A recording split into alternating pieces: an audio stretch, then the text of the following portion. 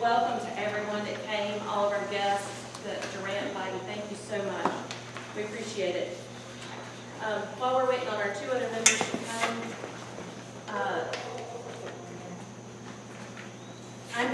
I listened to Durant at the Lawrence County Museum.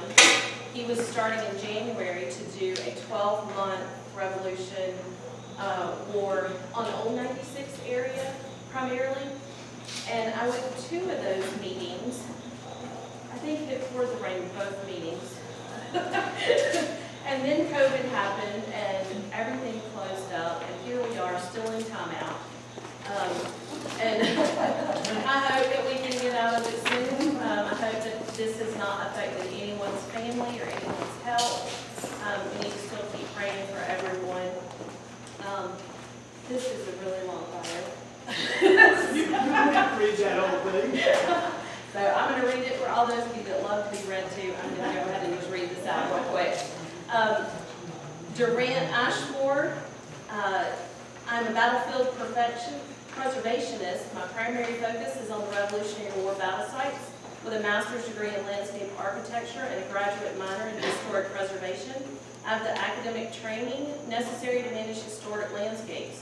Perhaps more importantly, with 40 years experience as a landscape designer and contractor, I have the practical knowledge, experienced installation crews, and complete nursery facilities necessary to implement any of the varied management plans that different battlefield sites may require. The primary management tool I utilize is simply eliminating modern-day invasive vegetation. Kudzu. Brad from Pear Tree. That in many cases is destroying historical sites. I'm well versed in the use and distribution of the native plants that would have been present during the Revolutionary War and how this vegetation would also have affected battle outcomes. Also, I'm 7th generation descendant of Walter Ashmore, one of the original pioneers in Greenville County, and I am an 11th generation South Carolinian. I descended from Patriot Henry Durant, a loyalist colonel who lived in Valentine. Studying ancestors is one reason I have such an avid interest in history. At present, I'm working on sites at Fort Lindley, Rosemont, and Hays Station in Lawrence County, Fort Pickety in Cherokee County, and the purported site of Battle of Pain Break in Greenville County. That was one of the excellent talks that I went to. I learned so much.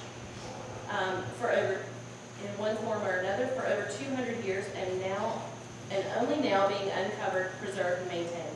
All the work I perform is on a voluntary basis. Thank you very much. With over 200 battle sites in South Carolina, there's plenty of uncovered and neglected history to explore. With a great abundance of sites in the upcountry, formerly the backcountry, the Piedmont of South Carolina offers an incredible array of historic Revolutionary War sites ripe for preservation and tourism. Upon researching these various locations, fascinating stories have come to light. The bloody interplay between the Whigs, Patriots, the Loyalists, the Tories, and the Cherokees created true civil war with neighbors fighting neighbors. The motivations of the combatants were mixed. Security was paramount. The issues with the Cherokees dominated the entire conflict. The backcountry settlers, divided perhaps 50-50 in their allegiances, exhibited extreme courage under the most trying circumstances. I tell these stories, my activities lately have focused on talks with local civic and historical societies. I want to bring these forgotten and overlooked battle sites to life and explain the historical context and their importance to events happening today. I have two mottos. Those who don't know history are bound to repeat it.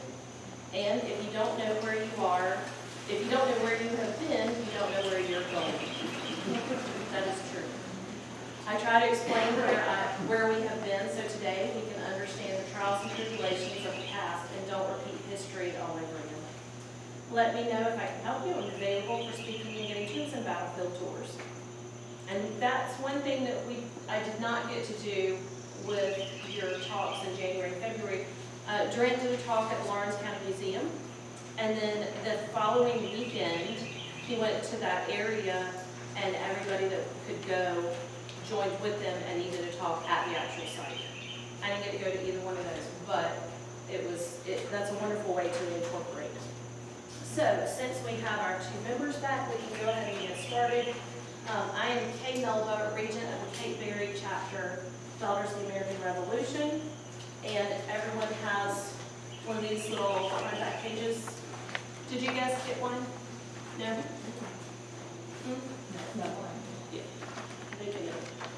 Frida, remind me, do they do all of it or just the pledge and things?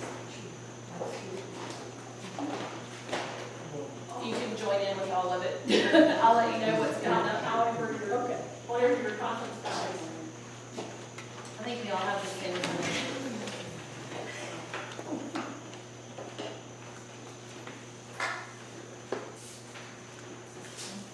Everybody has a copy now?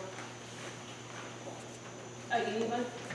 Right over there. Oh, I'm sorry. Look at Eloise, she just had knee surgery 6 weeks ago, and she is just Johnny on the spot. I know. All right, if everyone will please stand. We'll start with your ritual, which is on one side. Right, call to order, Cape Berry Chapter September meeting. To perpetuate the memory and spirit of the men and women who achieved American independence, to promote the development of enlightened public opinion, and to foster patriotic citizenship. These are the objects of our society, Daughters of the American Revolution. We don't have a chapter today, so I'll do that. You want me to stand? That would be great, thank you. Keep that which is committed to thy trust. Yea, I have a goodly heritage. Thou shalt remember all the ways in which the Lord thy God leads thee. Blessed is the nation whose God is Lord. Our Heavenly Father, we thank thee for thy guidance and for thy abiding presence in the life of our country. We thank thee for all those yesterdays of our human race whose lessons and fulfillments have become a heritage to us. Continue, we pray, thy blessings upon this nation, that all who are a part of it may learn true nobility of manhood and womanhood. Grant us growth in understanding and increasing devotion to righteousness. In thy name we pray. Amen. If you'll flip over the Pledge of Allegiance. I pledge allegiance to the flag of the United States of America and to the republic for which it stands, one nation under God, indivisible, with liberty and justice for all. Pledge to the flag of South Carolina. I salute the flag of South Carolina and pledge to the Palmetto State love, loyalty, and faith. And the American's Creed. I believe in the United States of America as the government of the people, by the people, for the people, whose just powers are derived from the consent of the governed, a democracy and a republic, a sovereign nation of many sovereign states, a perfect union, one and inseparable, established upon those principles of freedom, equality, justice, and humanity, for which American patriots sacrificed their lives and fortunes. I therefore believe it is my duty to my country to love it, to support its Constitution, to obey its laws, to respect its flag, and to defend it against all enemies. And the preamble of the Constitution. We, the people of the United States, in order to form a more perfect union, establish justice, ensure domestic tranquility, provide for the common defense, promote the general welfare, and secure the blessings of liberty to ourselves and our posterity, do ordain and establish this Constitution of the United States of America. If everybody just pass those kind of to the center and pass them up. And you all deserve a star because you said it right. Yes, Frida is our Pledge of Allegiance person that likes for it to be done right. no breath after. All right, Durant, I am going to turn it right over to you. And thank you. So I'm going to test how this speaker works now. Is this loud enough or too loud? A little loud. It's a little loud? Okay. Testing. Testing. Testing. Everybody can hear me? Because when I'm speaking, I don't like to yell. So here we are at Walnut Grove Plantation. This is the plantation home of Charles and Mary Moore. And in 1767, King George III, y'all know who he was, he granted the Moores 3,500 acres. And they started their plantation right here. So they had numerous children, as everybody did back then. And with those children and with the Moores, there are some strong associations with the American Revolution, particularly as it occurred here in the Spartan district. Now, one thing about where we are standing right now, within 50 miles of this spot, more Revolutionary War events and battles occurred than any place in America. More here. Within where we're standing, there were 112 Revolutionary War events. There were more events in Spartanburg County than any county in the United States. So we are standing in the heart of Revolutionary War activity 240, 245 years ago. Now, Charles Moore was not, he was a patriot, which is a little surprising because many folks who had land grants, first generation settlers here who got land grants from the king, liked that, and they were loyal to the king. My fifth great grandfather, Colonel William Valentine, received 100 acres at the age of 22 from the King of England, and he kind of liked that, and he was a loyalist. And he was a loyalist colonel, and he was at Kings Mountain, among other spots. My great-great-grandfather fought against the descendants of the Moore family, who also fought in the same battles. But we're in the heart of activity. Early on in the Revolutionary War, the fighting was between the patriots and the loyalists. They were divided here as to where their loyalties arose. But they were totally unified in their fear of the Cherokee Indians. The primary activity in the Spartan district during that time was against the Cherokees. The start of the Cherokee War of 1776 happened in Spartanburg County with the Hampton Massacre, when the Cherokees killed Wade Hampton's great-grandfather and his great-uncle and a few other members of that family. So that was an important event. At the same time that that was happening, the British were attacking Charleston in the Battle of Sullivan's Island. The British instituted a two-pronged attack against the southern colonies, and this is a week or two before the Declaration of Independence was signed. So we were victorious at the Battle of Sullivan's Island, which is one of the most important battles ever in the Revolutionary War. But in the meantime, the Cherokees were on the warpath, and they were attacking settlers along the border. And the Cherokee territory at that time was Greenville, Anderson, Pickens, and Oconee counties. The four westernmost counties were Cherokees' territory.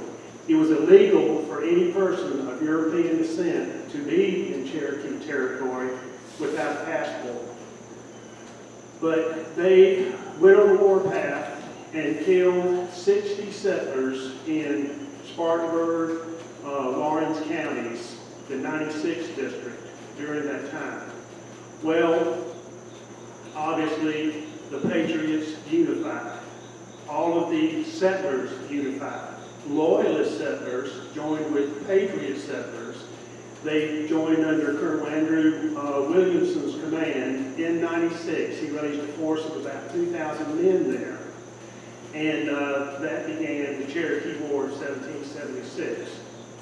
Now, I mentioned the children and descendants of Charles and Catherine Moore. Their eldest daughter, their eldest child, was named Kate. And she married, and actually, I'm sure y'all are very familiar with Kate Berry. Here we are talking to the Kate Berry DAR chapter. At the age of 15, she married Captain Andrew Berry.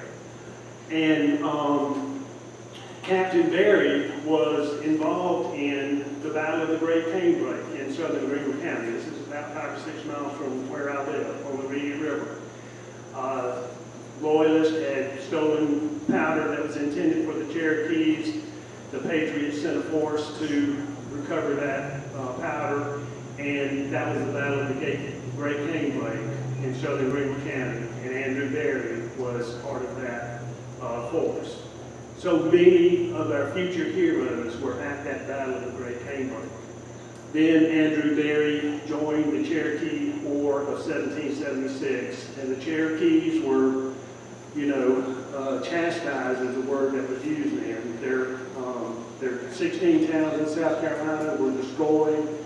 All the huts were burned down. All the cornfields were burned down. All the pigs were either killed or got captured or what have you, cattle as well.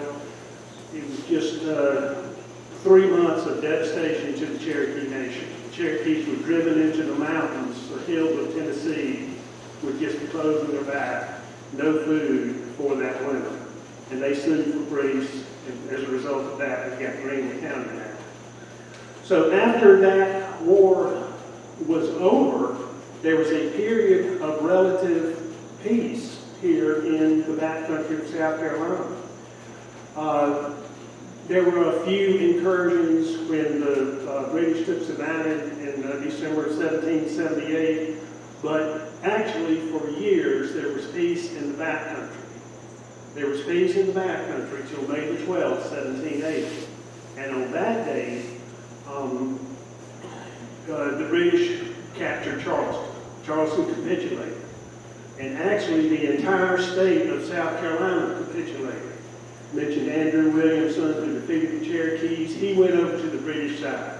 Andrew Pickens, his second in command, he surrendered to the British. Robert Anderson, the county of Anderson is named after him. He surrendered to the British. So it was almost total capitulation to the British when they captured Charleston.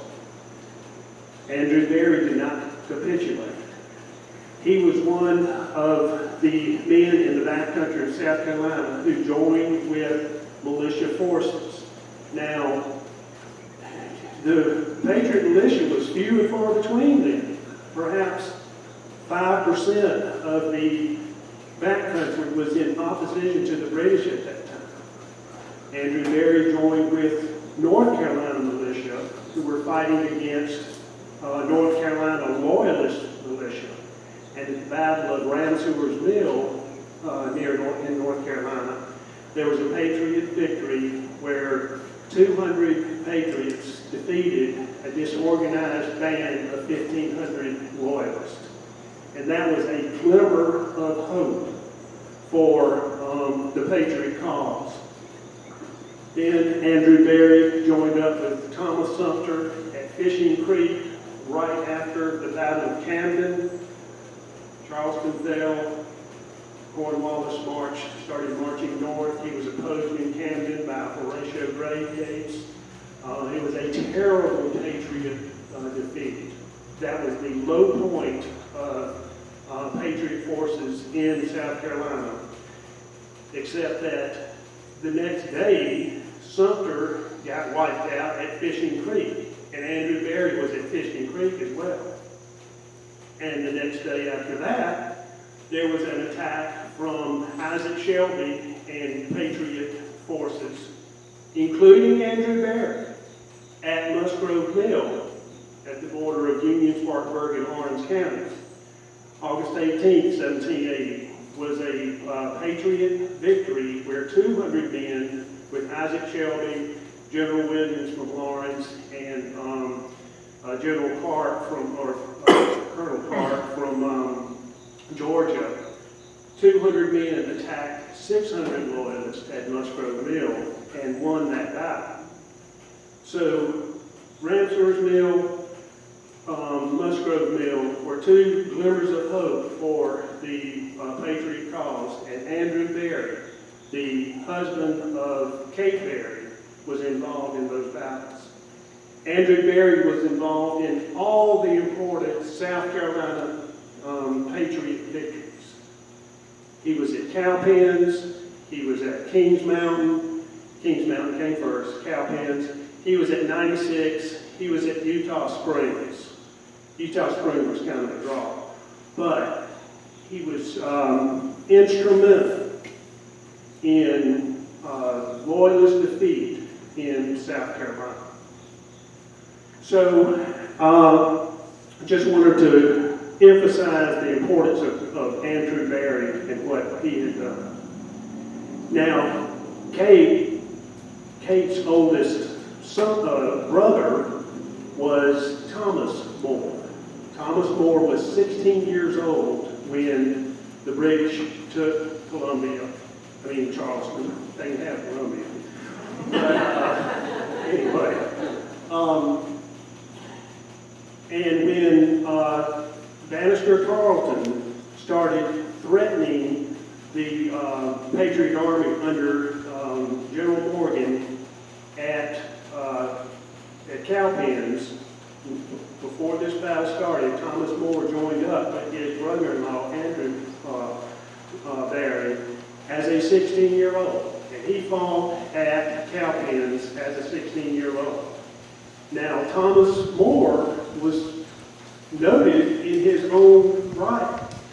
After the Revolutionary War, he became a South Carolina state legislator. And in the War of 1812, he raised a militia force to go against the forces in New Orleans, and he was a general. So Thomas More, 16-year-old veteran of Cowpens, was a brigadier general in the War of 1812. So a very distinctive fellow there. And the older sister, Kate, she was she was very well noted as an equestrian. That's the word I was searching for.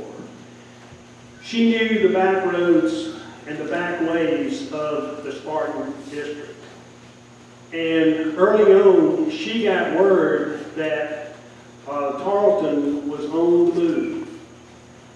And she rode through the backwoods to tell General Morgan, to warn Morgan of Tarleton's moves towards Cowpens. And there's a story that she had her baby, her infant child, tied her to the bedpost, and then rode overnight, warned Morgan, and then came back home, and her baby was sleeping peacefully at the bedstead. I do know a couple of other stories about women who tied their babies to the bedstead and rode overnight and saved the day. So we're not sure if that's a true story or not. But when Morgan got word that Tarleton was on the move, he set up his defenses at Cowpens. And the Spartan militia was crucial in the victory there at Cowpens. This militia operated under the guidance of Andrew Pickens. There were 4 regiments of South Carolina backcountry militia involved. 2 of the militia were for Spartan County under Roebuck Thomas Jr.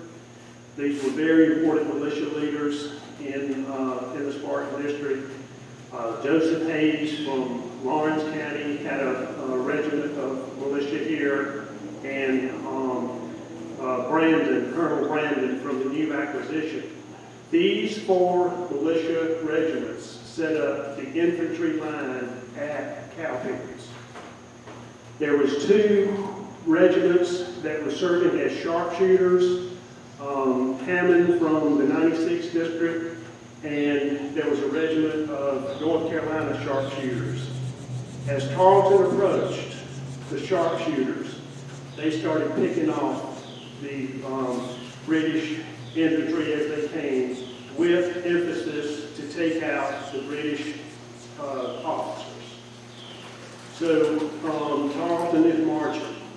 The sharpshooters are picking off the officers. Finally, the British infantry gets so close that the sharpshooters are threatened by the British bayonets, and they retreat.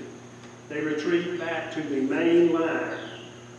Joseph Hayes with the Little River Regiment, Lawrence County, he is advanced. He advanced 50 yards to create a gap in the Patriot lines. That gap was used by the sharpshooters to go through the Patriot lines. When they went through, Hayes came back into line. So at Cowpens, you had Brandon on the left, you had Hayes Regiment in the center, you had John Thomas Jr. Regiment in the right center, and you had Roebuck on the right flank. John Thomas Jr., his regiment, Andrew Berry was in that regiment. Thomas Moore was in that regiment. And as the British were coming, Brandon's men fired a volley. A line of British men fell down dead. Next, John Thomas Jr. and his regiment fired a volley. Dead redcoats.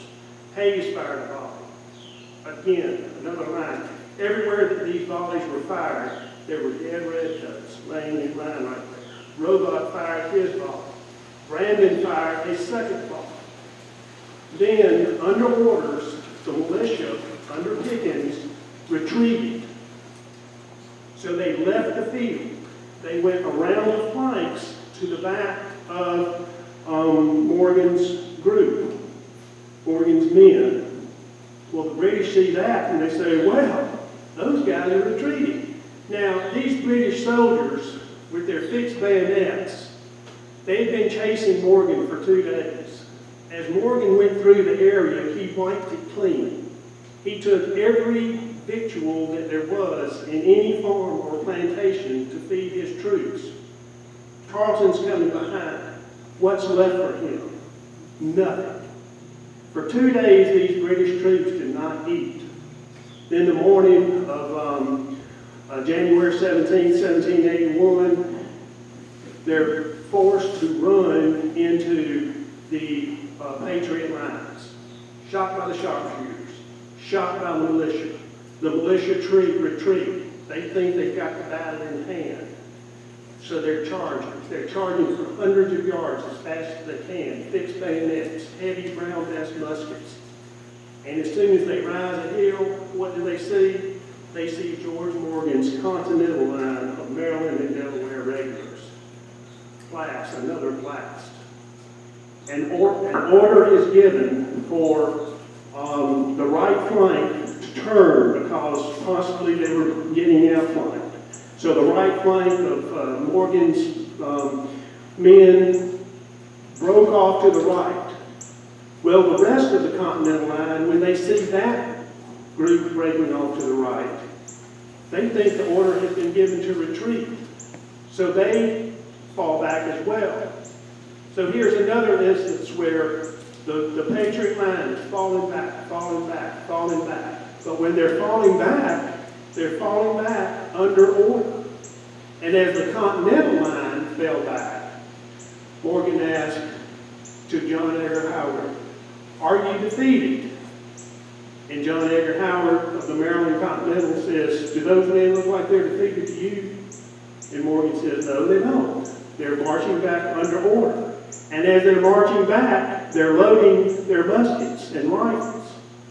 And Morgan says, I want you fellas to march to that spot right there, and when you get there, turn around and fire. And as the British are charging, they get to Morgan's spot, they turn around, and they unleash a volley from 15 yards away.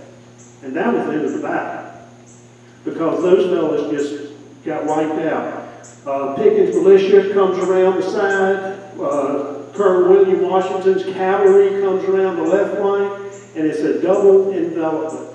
And 600 men are captured during that time. There were several hundred dead and wounded, 600 captured. Everybody was captured except Bannister Tarleton way back in the back with his cavalry. He was keeping his cavalry in reserve. They had tried a few charges and things, but they got fought off. So William Washington, who was George Washington's second cousin, he sees Tarleton in the distance. William Washington was a hard-charging fellow, and he charged straight towards Tarleton's group with his cavalry supporting him, behind him. But Washington was not slowing down, and he got about 30 or 40 yards ahead of his support. Tarleton is running as fast as he can. He looks over his shoulder and he sees this lone rider coming at him.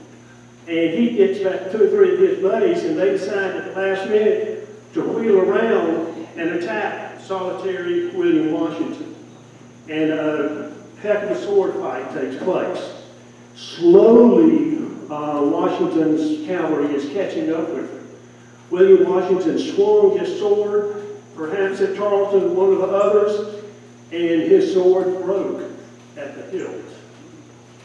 So here he is, defenseless, with 3 British officers with their swords raised. Right at that instant, William Washington's waiter, his manservant, a fella too small, a slave, a fella too small to wield a sword, rides up, and he pulls his pistol, and he shoots the British officer who has his sword raised to hew William's head from his shoulders. Though the British officers turn and run, that was the last incident with the Battle of Cowpens. And in that battle, Thomas Moore, 16 years old, who lived here, was there, future Brigadier General. Andrew Berry, a true patriot hero, he was there. Kay Berry warned her husband and General Morgan of the approach of Tarleton's army. So that was an important contribution that the Moore family, the Walnut Grove Plantation, made to the Revolutionary War effort. But that wasn't the last contribution that they made. And that wasn't the only contribution that they made. Cornwallis chases after Morgan, the race to the Dan. Cornwallis loses, he turns around. Then the Patriot forces come back to attack Cornwallis at Guilford Courthouse. Cornwallis, he won, but he lost. He had to retreat to Wilmington. And that's the precursor to what happened in Yorktown. November 19th, 1781, Cornwallis surrenders to George Washington at Yorktown. So everybody's thinking, okay, well, that's the end of the war. And for the most part it was. There weren't any major battles after that. But Yorktown was not the end of the war.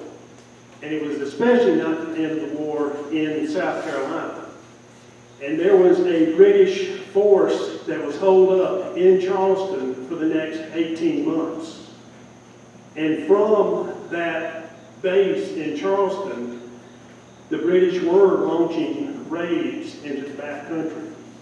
And one of the primary leaders of those raids was a fellow named William Cunningham, who was at the Battle of the Canebrake, who was at the Battle of the Canebrake as a patriot, fought with Andrew Berry at the Canebrake. They were together. Things happened, and Andrew and William Cunningham turned. And everybody knows him best as Bloody Bill Cunningham. There's a whole story on him. But a month after Yorktown, Bloody Bill Cunningham goes on a raid throughout the entire state of South Carolina, referred to as the Bloody Scout. So he leaves the British lines in Charleston, and he goes to a place called Clouds Creek, where he comes upon he's got 300 men with him. He comes upon Captain Butler and 27 men who are sitting down eating lunch. He surrounds them. He kills all 27 men right there. The next day, he's heading towards the backcountry. He goes to a fellow who's a blacksmith. Can't remember his name right now. He makes the blacksmith shod all of his horses. He does that. He kills the guy. The next day, he's at Hayes Station. Joseph Hayes. I talked about Joseph Hayes at Cowpens. Joseph Hayes was a hero at Cowpens. He led the Little River Militia. About 20 men are eating lunch again. Cunningham surrounds them, has them surrender. They come out, they have their hands tied behind their back, and as prisoners of war, and Cunningham says, I got you now, you SOBs, you know, you're going to die. So he starts hanging them from a fodder pole. The fodder pole breaks. Buddy Bill Cunningham is so enraged by that, he pulls out his sword and he starts chopping away. These men have their hands tied behind their backs, and he slaughters 18 men. They let a few of them go. He slaughters 18 men. He cut these men to pieces. He cut these men to pieces so bad that the families couldn't tell whose leg belonged to whose head. And those 14 of those men are buried in 2 common graves at Hayes Station in Lawrence County. And that's one of the sites that I'm preserving. And that's one of the sites I did field trips to. The next day, he comes to Spartanburg. And what he does is he comes right here to Walnut Grove Plantation. And on the second floor of the plantation there's a patriot captain named Captain Stedman. We don't have his first name. Captain Stedman was ill and in bed. He was the fiance of another of the Moore daughters. Now, one story says that he was in a bundling bag. So you know what a bundling bag is.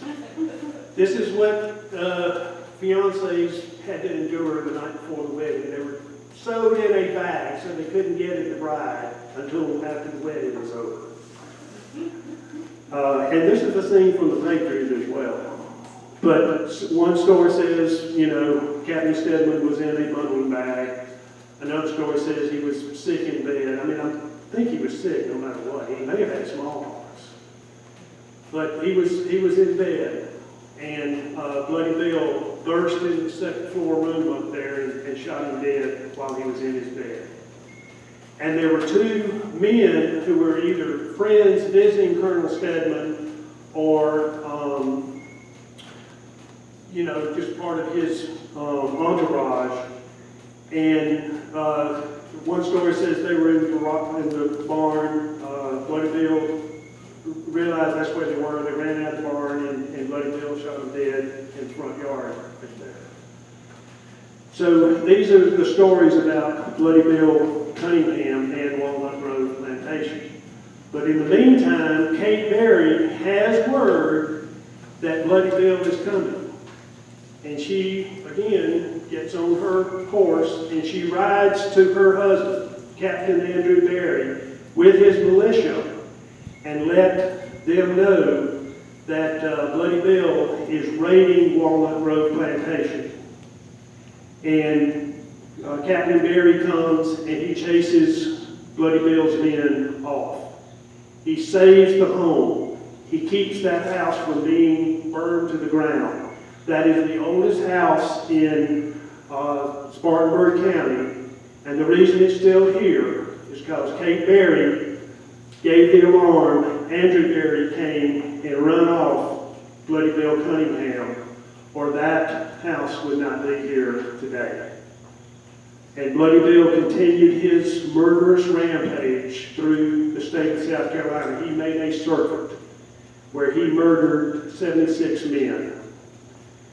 And that's the story of Bloody Bill. He went to the Bahamas afterwards and stayed with his cousin, who was General Robert Cunningham, who was the leading loyalist militia as opposed to the South Carolina Patriot militiamen. And 6 years after the Revolutionary War, he died under unexplained circumstances. Some folks say that he was poisoned. Other folks say that he died of syphilis. Well, whatever the reason, he got just in there. So, I may have run over my time, but I have a little note to add to that, but when you're done. yes. Well, does anybody have any questions? Yes. Is there any found proof as to what caused Cunningham to switch sides? Oh yeah, yeah. So he was a patriot. He served in the 96th district, and I can't remember right now who his commanding officer was, and he fought at the Battle of the Canebrake against his cousin. Now, his cousin, Captain Patrick Cunningham, was the loyalist leader that Andrew Berry and William Cunningham defeated to recover the shot and powder. But the story is that William Cunningham said that he would be happy to join the Patriot militia as long as he could stay within about 50 miles of his home, and he was promoted to lieutenant. Well, shortly thereafter, his group, militia, was assigned to Charleston, and he didn't like that. And he started, being insubordinate, and his commanding officer didn't like that. So his commanding officer tied him to a post and gave him 50 lashes in front of everybody else. And William Cunningham really didn't like that. So he left and he went down to Florida. And he stayed in Florida for a little while. And then when the British took Savannah in December of 1778, he made his way to Savannah and he stayed with them for a little while.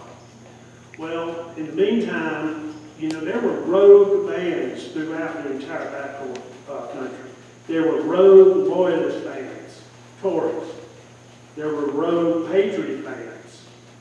And there was a rogue patriot band under the command of Captain Ritchie, who went to Bloody Bill's family home in the 96th district and raided that home, abused his father, and abused his invalid brother to such an extent that the brother died. Well, Bloody Bill got word of this when he's in Savannah. And he sticks a pistol in his belt and he walks 180 miles from Savannah to Lawrence County in 6 days. Didn't have a horse there. And he goes straight to the home of William Ritchie because all these people knew everybody. And he went to William Ritchie's home, and he sees him sitting at the table. He grabs him by the scruff of the neck, he pulls him out, and he throws him down in the front yard. The wife and children come to the door and watch what happens as Bloody Bill pulls his pistol out and shoots William Ritchie dead right in his front yard. Now, this is the first death that we know that William Cunningham did. Right? Yeah. I'm always amazed at how you speak without notes from memory and all the details. So very impressive. But do you know where, or do we know where Kate rendezvoused with Morgan's army was then? And I know she went on the two excursions, once to warn about Cowboys, the other to warn about Bloody Bill Cunningham. where was that? Morgan's camp was at Grindle Shoals. Is that on the Tiger River? That's on the Packard. Okay. And if anybody knows how to get to Grindle Shoals, would you tell me? Grindle Shoals was the I-26 of Spartan District at that time.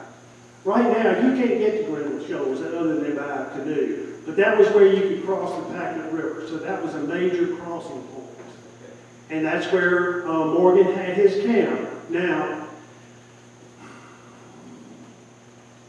I'm a historical storyteller. I tell the stories. I make no claims to the veracity of any of these stories, okay? And I have heard so many opposing, conflicting stories of the same tale. I mean, you can hear, and these will be on the same side, but completely conflicting stories. And so I try to tell both stories. I try to tell them all. You can decide what's true and what's not true. The story I believe is the first one I heard. So anyway,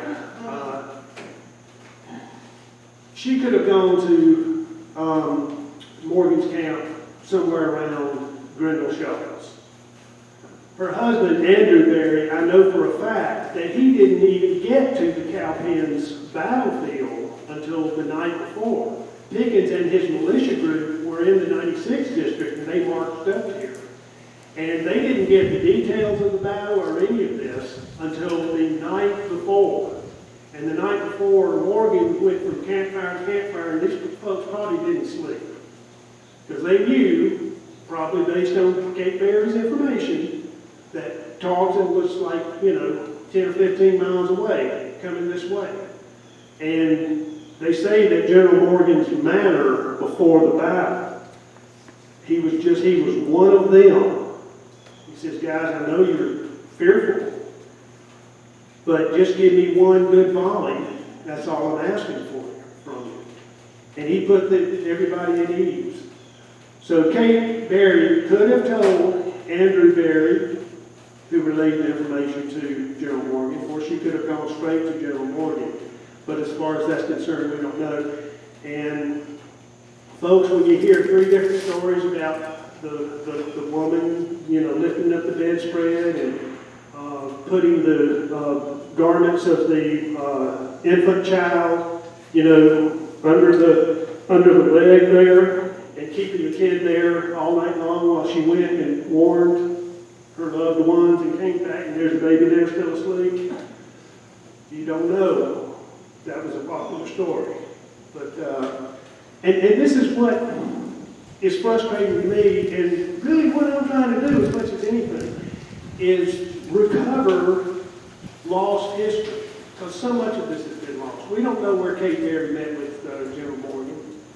We don't know where the 14 bodies that Bloody Bill Cunningham chopped to pieces at Hays Station. We don't know where those bodies are buried. 4 of the family members were able to recuperate 4 of the bodies for private burials. 14 men buried in 2 separate graves. I know exactly where Hays Station was. We got a 1-acre plot there that's been reserved, but we don't know where those graves are. We don't even know if they're on that spot or not. There is so much that we don't know, and hopefully we can bring these little details back to life. Yep, I have a little something here. So in the DAR, we have a committee called America 250, Our Patriots. And what we try to do with that, I'm not stealing Frida's committee here. I have a Okay, well, I have Frida's report. But what we do is we try to bring out in each meeting a little tidbit about one of our ancestors, one of our patriots. And there's a lot of women that have more than one patriot. There's a few ladies in Texas that have 90 that are proven.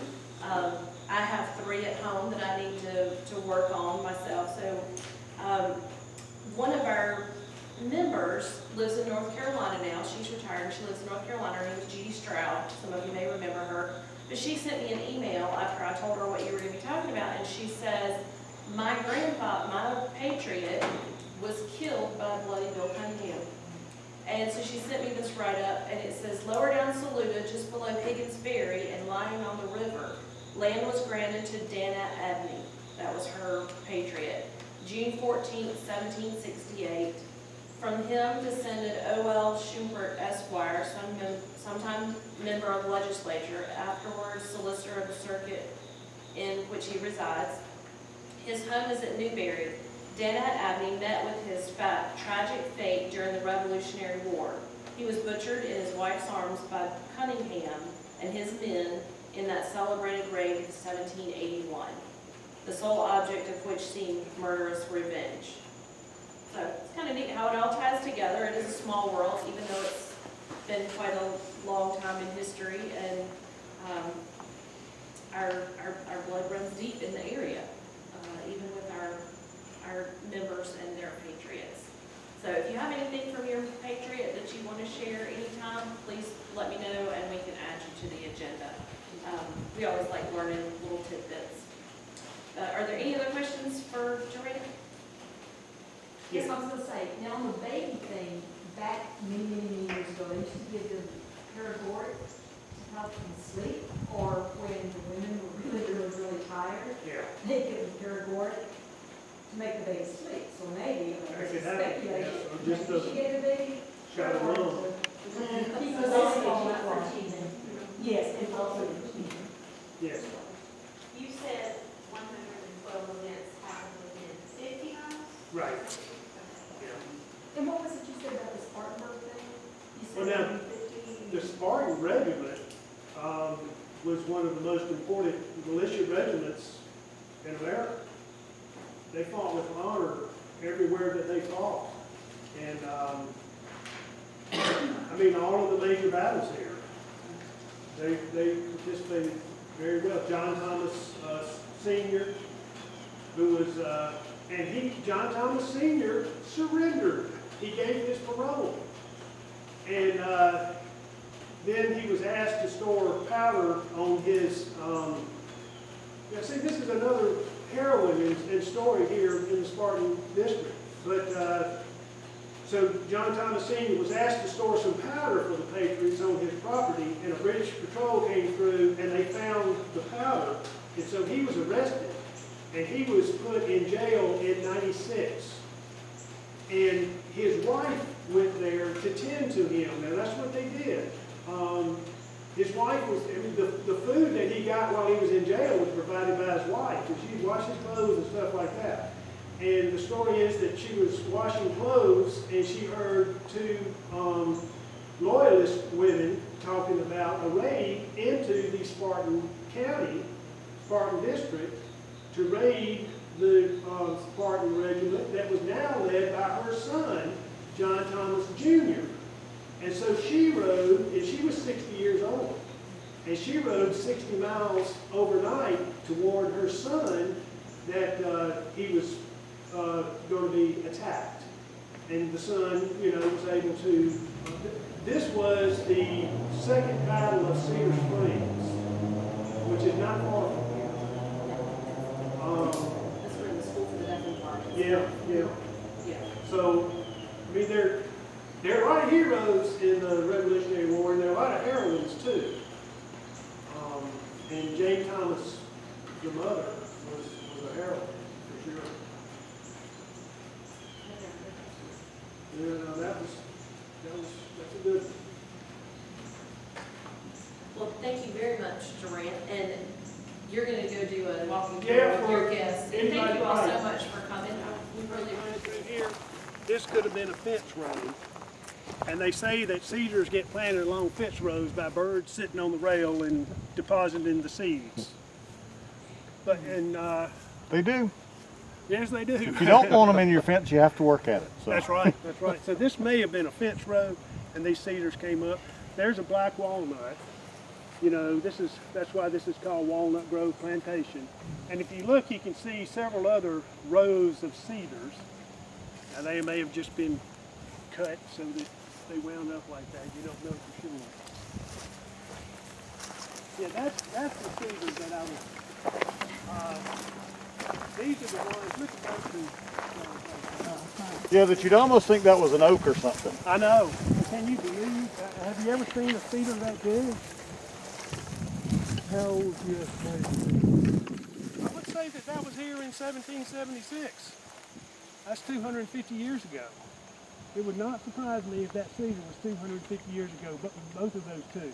You know, it's amazing. Cedars don't withstand winds very well, and that doesn't have a whole lot of protection, but yet it's still here.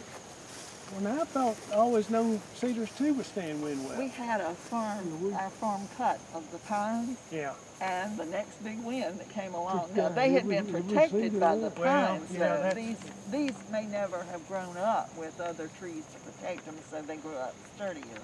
I've got some pretty stout cedars at my place, and they're standing when everything else goes down.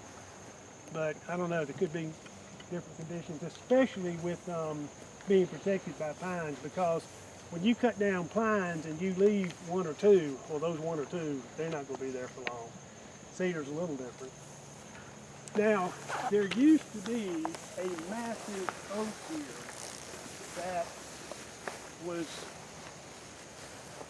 aged at 400 years, which would have been 100 years old, 150 years old when the Moors were here.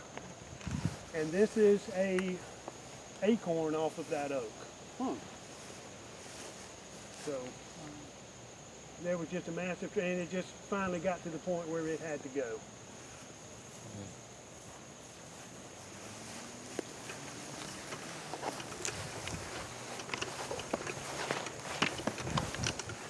That's a interesting vegetable garden that a volunteer here is raising just to show school kids and so forth how, you know, they would support themselves.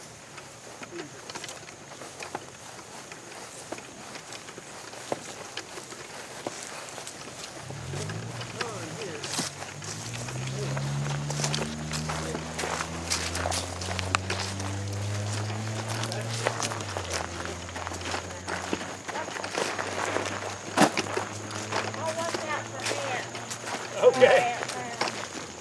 It's yellow jacket season too.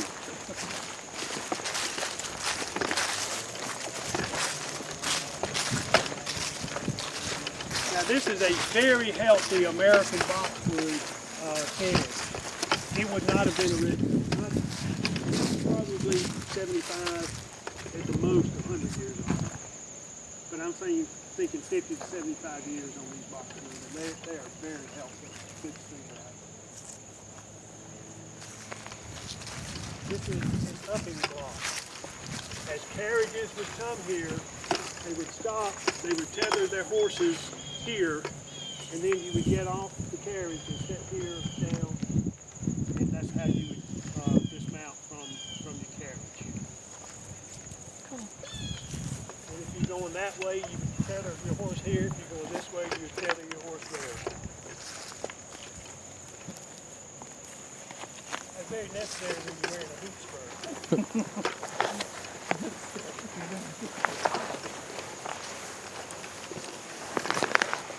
So this is a house built in, pre-Revolutionary War, 1767. Back then, folks, this was an absolute mansion. There was no other house in the back country. I'm talking about the whole back country now.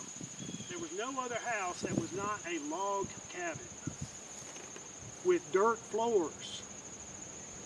There were no sawn lumber. There was no sawn timber. This house is built out of pure sawn timber. The timber was probably cut in Charleston and then sent up here by wagons. I mentioned briefly about how John Thomas Sr. was in the jail at 96. In 96 was a hamlet consisting of 12 log structures. But they did have the absolute grandest structure in the backcountry at 96. And it was so grand that people from all over the backcountry would go to 96 just to stand there and look at it. It was the jail. It was built out of brick and it was 3 stories tall. Nothing was like that back here. It was all hand-hewn log cabins, except for that house there. The oldest house in Lawrence County was Rosemont Plantation, which was the plantation home of Patrick Cunningham, who was the loyalist leader at the canebrake, who was the cousin of Bloody Bill Cunningham.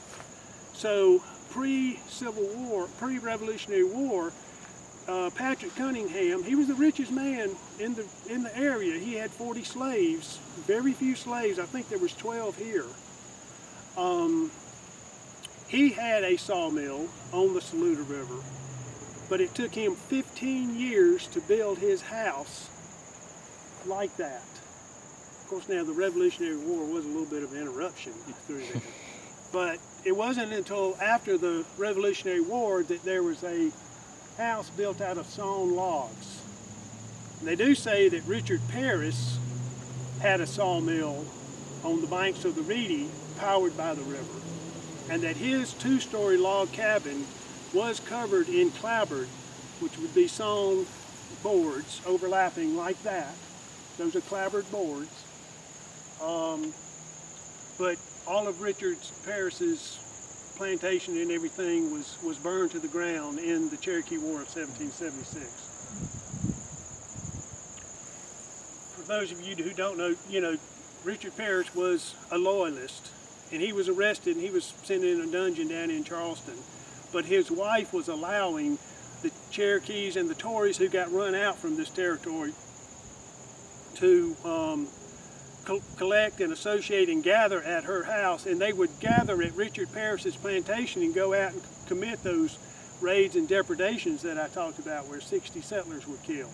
Those originated from Richard Paris's house.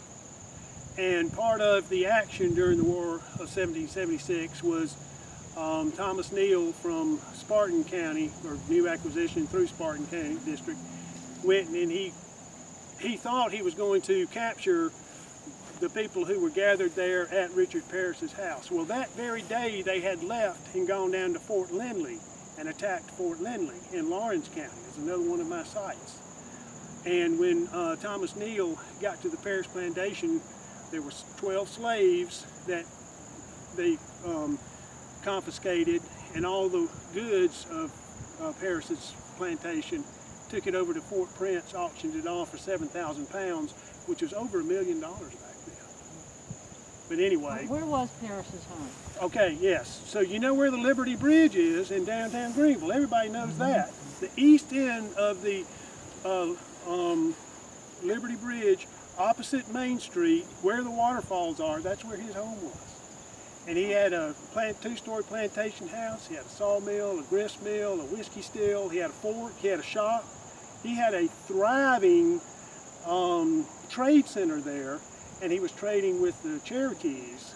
And the Cherokee trade then, as much as these settlers hated the Cherokees because of all the depredations, but it was lucrative to trade with the Cherokees because they would trade deer skins and medicinal plants for pots and pans and muskets. So let's look at the house. You know, it's under construction, so we can't go inside.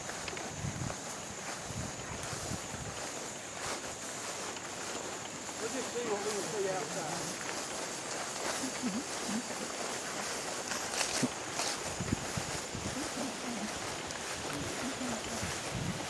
These bricks would have been handmade on site.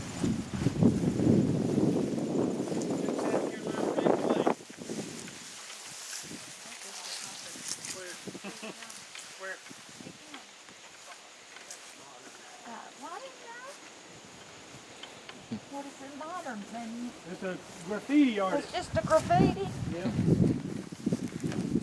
Now, these buildings,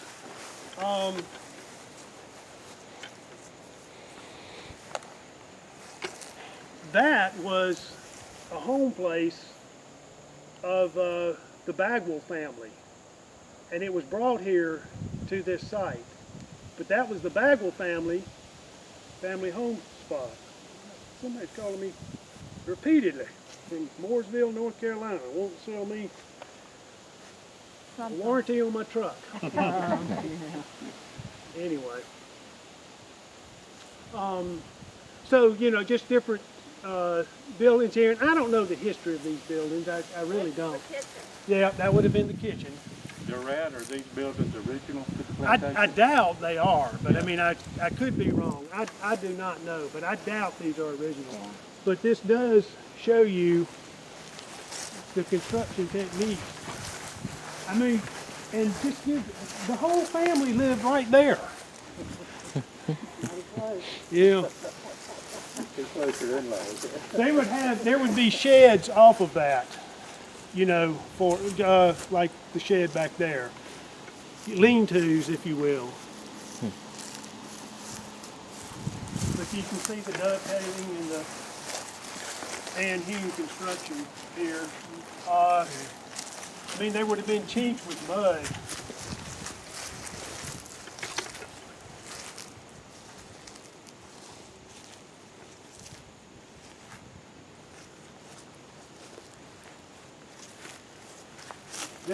This is an old site. I doubt it was original to the. Yeah. Now another thing is the graveyard is just right down the road here. I don't know exactly how far, but all of these people whose names I've mentioned are buried down there. And the Moores were the leading citizens of the area. They founded Nazareth Presbyterian Church, which was the first Presbyterian church in Spartan County. It's the mother church of 11 different churches, Presbyterian churches in the back country. Anna and I went to Fairview Presbyterian Church for a while off of Fairview Road in southern Greenville County. The Paydens, who founded that church, they fought with Andrew Berry. And when they left this area, Greenville County became the new frontier. So they left from here and they were pioneers in southern Greenville County, and they started Fairview Presbyterian Church. Which is the oldest Presbyterian church in Greenville County. Yes, it is. Yes, it is. So she Ann Ashmore Jr. from the second? That's odd.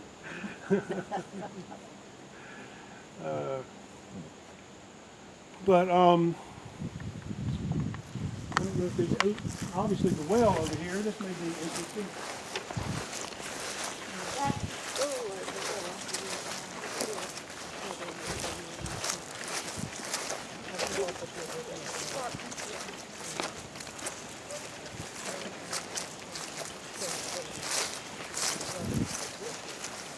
Wells were an important spot.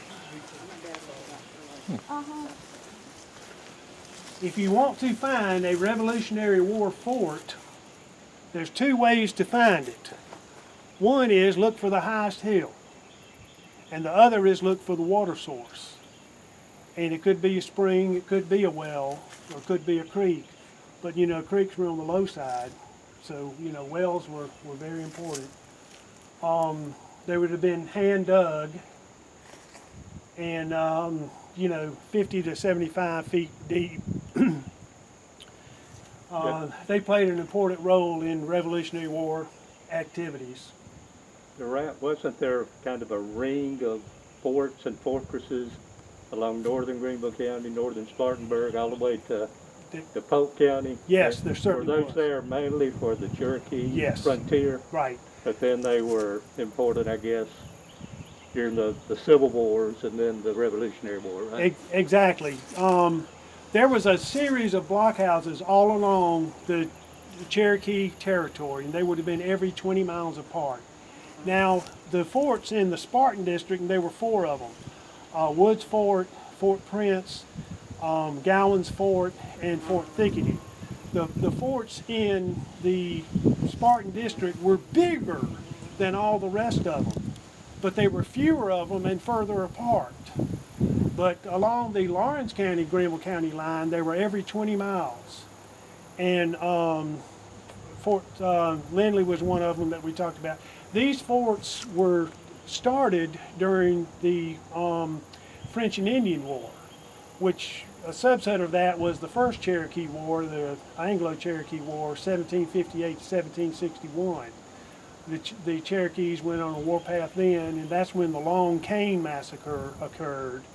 That was the most noted event there. But it took 3 years with 3 different excursions for the Cherokee, for the English, colony at that time to defeat the Cherokees.